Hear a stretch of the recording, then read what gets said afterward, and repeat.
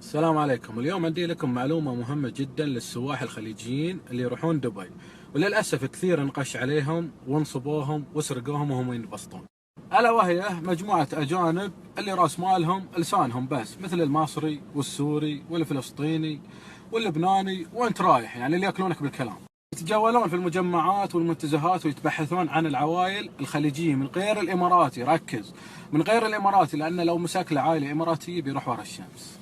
المهم، ومن يوصل للعائله المطلوبه، وانا اسميه الهدف المطلوب، يقول لكم عندي لكم سؤال، لو جاوبت عليه لكم الهدايا.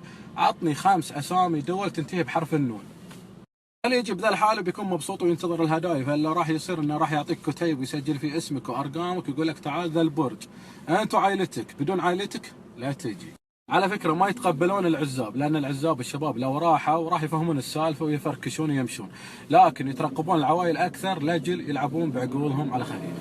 لما تروح يجلسونك انت على ذا الكرسي وزوجتك على ذا الكرسي، يجيبون لك شاب سكرت اتيكيت اشقر يجلسونه جنب زوجتك، وبنت مزيونه يجلسونها جنبك.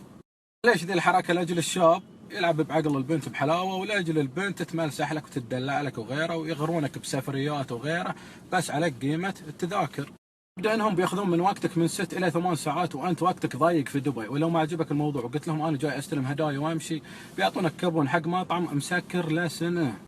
هذا الكتيب اللي راح يعطونك اياه، وهنا يسجلون اسمك وارقامك والمناظر اللي بتغريك في الكتيب، واذا ما وافقت بيعطونك ذا الكابون مال المطعم اللي مسكر لسنه.